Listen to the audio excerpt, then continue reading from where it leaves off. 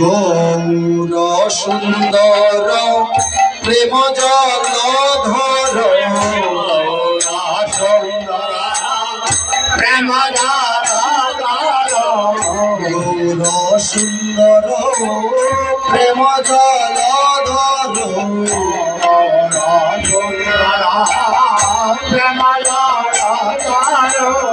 তপত কাঞ্চন ওরে গোরা তপত কাঞ্চন হরে লবট কান্তনা হরে বাবা লবট কান্তনা গৌরা নদিয়া নহরে হরি প্রেম হরে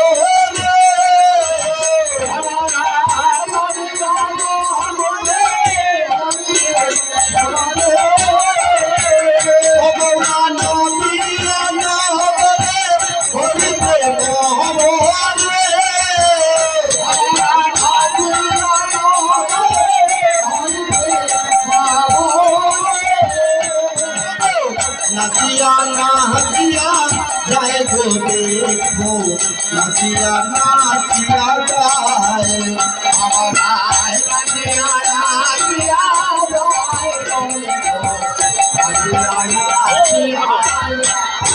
গৌরা রক্ত কমল কর পদল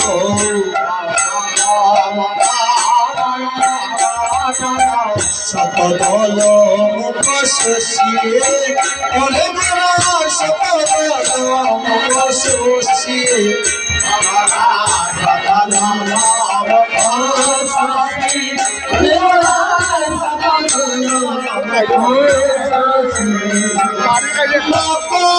না পরে সব কবি হো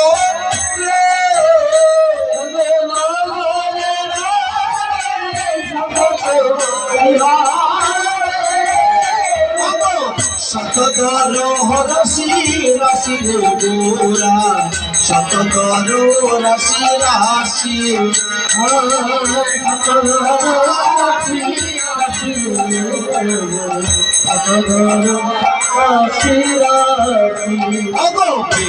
বিনাহর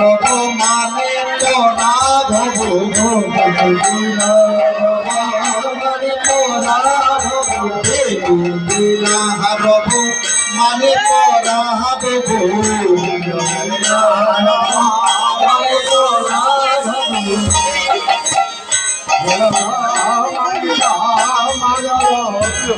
বিনাহরব মানে পরাধব আহে কণ্ঠে মধুর ভাষা ওরে গোরা তাহে কণ্ঠে মধুর ভাষা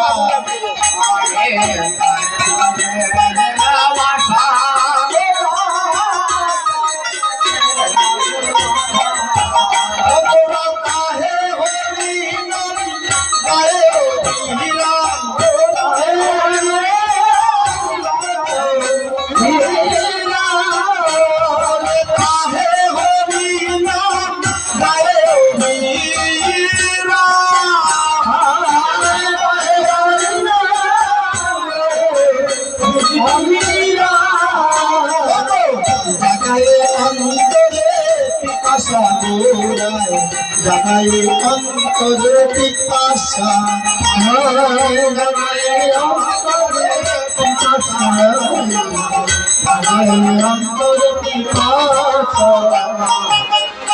গৌরার বেনু বিনা রব মানে পরাধব আহে কণ্ঠে মধুর ভাষা। কৃষ্ণের যে বাঁশি, এই বাঁশি শুনলে পরে খুব সুমধুর লাগে, কিন্তু নরহরি সরকার বললেন বেনু বিনা রব মানে পরাধব আহে কণ্ঠে মধুর ভাষা। গৌরহরির যে কণ্ঠের ধ্বনি এই কৃষ্ণের বাঁশি হার মানে। তাহে হরিনাম গায় অবিরাম জাগায়ে অন্তরে পিপাসা। সে যখন কীর্তন করে হরিনাম তখন সময় ভক্তদের ভিতরে একটা পিপাসা থাকে, আরেকটু শুনি আরেকটু শুনি। এই হলো মহাপ্রভুর কণ্ঠের ধ্বনি।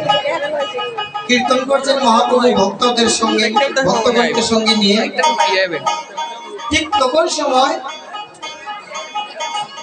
তখন সময় চাপাল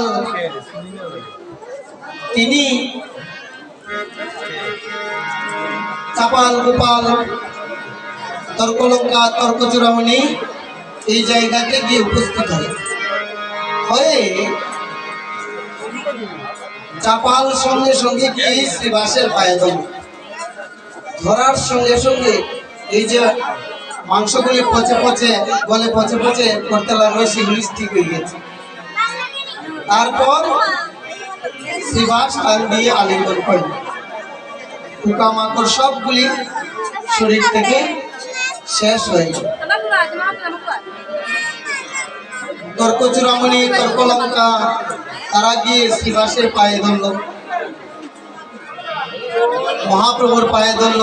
সঙ্গে সঙ্গে যিনি অন্ধ ছিলেন তিনি আবার দেখতে পান, যিনি আতুর ছিলেন সে আবার হাঁটতে পারে। নিতাই গৌর হরি হরি বল।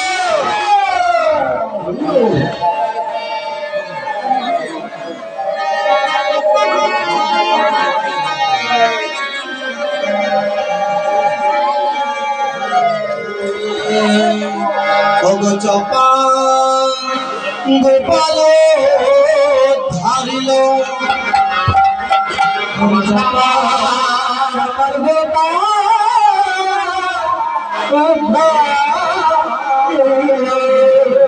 ওষুধে প্রেম নন্দে হরি বল। ওষুধে প্রেম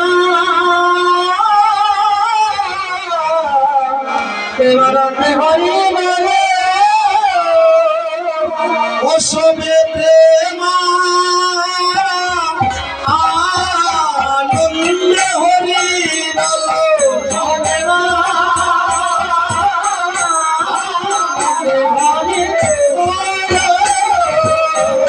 ভক্ত ভগবানের মিলন হইল প্রেমা আনন্দে হরি বল।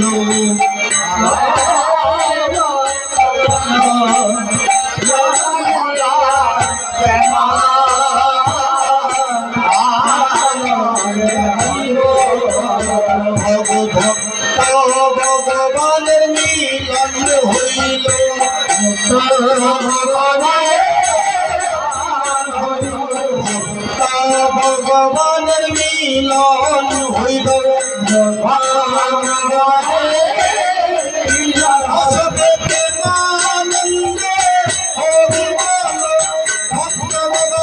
মিলন হইল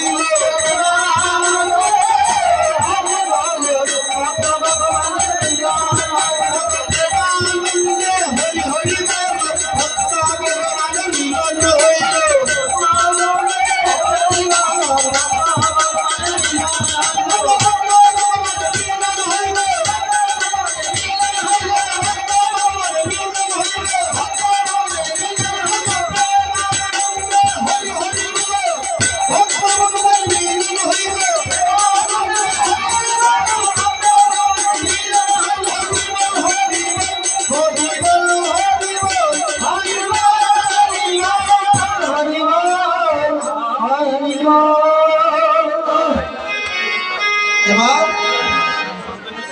চাপালকে নাম দিলেন মহাপ্রভু দৈবকী নন্দন মহারাজ, যিনি এই কলিযুগের বৈষ্ণব বন্দনা রচনা করলেন। উনার নাম হলো দৈবকী নন্দন মহারাজ। আগে ছিলেন চাপাল, এবার দৈবকী নন্দন মহারাজ।